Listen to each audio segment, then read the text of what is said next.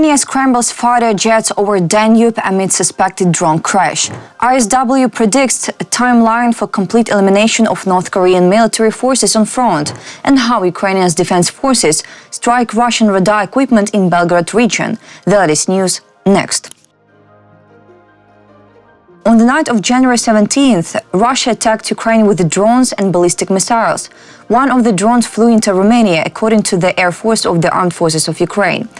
The Russians used 2 Iskander-M ballistic missiles from the Rostov region and launched 50 drones from 5 directions: Milerovo, Oryol, Bryansk, Kursk and Primorsk-Akhtarsk. As of 9 a.m., 33 drones were confirmed downed.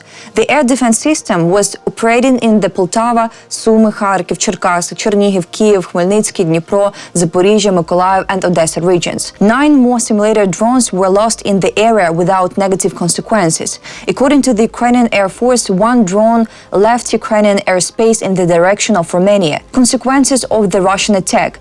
Russian drones attacked the Izmail district of the Odessa region overnight. They targeted the port infrastructure. There were no casualties.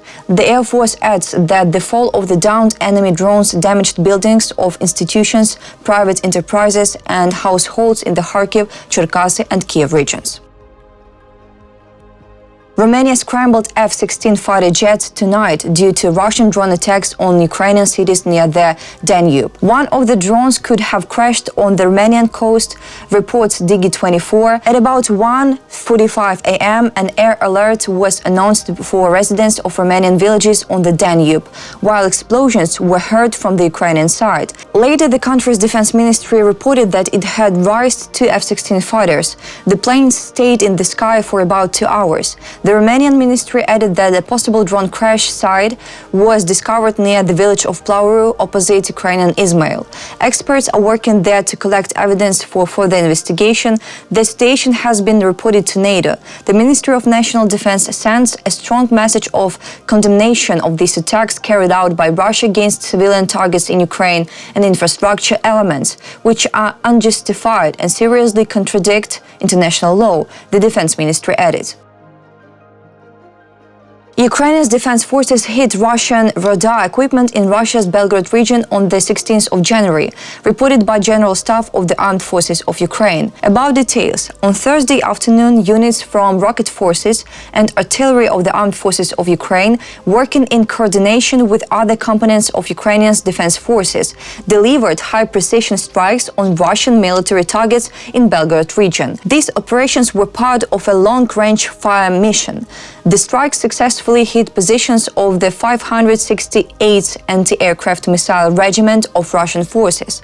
The General Staff of the Armed Forces of Ukraine reported that the 92 and 6 radar station of an S-400 missile system was disabled, confirming the target was successfully destroyed. Ukrainian missile forces also struck the radar company of the 336th Radio Engineering Battalion of the Russian 336th Radio Engineering Regiment. Damage to the unit's equipment and machinery has been confirmed.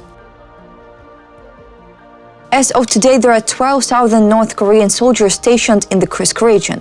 At the current rate of casualties, the entire contingent could be killed or wounded in combat by mid-April 2025, reports the U.S. Institute for the Study of War. The report also referenced a statement by Ukrainian President Volodymyr Zelensky, who noted that as of early January, 3,800 North Korean soldiers had been killed or wounded in the Kursk region. The institute also recalled a statement made by Ukrainian's Defense Minister Rustem Umerov on November 5, 2024, in which he stated that North Korean forces were involved in small skirmishes in the Kursk region. However, on December 6, Russian military bloggers began claiming that North Korean troops were engaged in more extensive combat operations in the area. As a result, the ISW calculated that North Korean casualties amounted to approximately 92 soldiers per day since they began participating in large-scale battles in early December 2024. The institute recalled that North Korea had deployed approximately 12,000 soldiers to the Kursk region. They speculated that the entire North Korean contingent could be killed or wounded within approximately 12 weeks, roughly by mid-April 2025, if North Korean forces continue to sustain such high casualties in the future. North Korean forces will likely continue to suffer a larger ratio of wounded to killed in action, as is typical for armed conflict, and it is unclear if or when injured North Korean soldiers return to combat. Ukraine seeks an end to Russia's large-scale military aggression and the establishment of a just peace. Simply freezing the war while ignoring the principles of the United Nations Charter will only encourage the aggressor state to pursue further expansion, states Ukrainian's permanent representative to the UN, Serhiy Kyslytsa, during a UN Security Council meeting. Ukraine, like no one else, wants peace, but we will not accept the concept of peace at any price, as it will bring no real and lasting peace at all, said the Ukrainian diplomat during the UN Security Council meeting on January 16th, which focused on maintenance of peace and security of Ukraine. Kyslytsa added that such an approach would only encourage the aggressor to continue violating international law, not just in Ukraine. He pointed out that Russia's geopolitical ambitions extend far beyond Ukraine. For those who may have forgotten the ultimatums Russia issued before the invasion, I would remind their core demand: NATO must revert to its 1997 borders, said Ukraine's permanent representative to the UN. Kyslytsa added that this should be particularly remembered by the citizens of those countries that joined the North Atlantic Alliance after the aforementioned date. The diplomat emphasized that if we want to live in a safe world, the international community must not spare any efforts to counter Russia's aggressive imperialist policies. The implementation of the concept of peace through strength is the only effective tool to stop the aggressor and ensure a comprehensive, just and lasting peace in line with the principles of the UN Charter.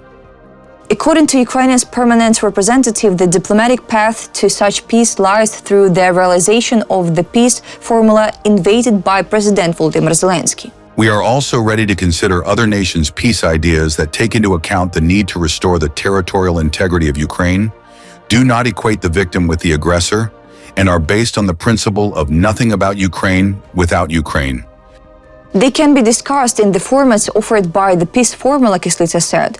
The UN Security Council meeting on January 16th was convened at the request of Slovenia and the US, who had previously consulted with the Ukrainian delegation. The topic of the meeting was the discussion of the situation in Ukraine in connection with Russia's military actions.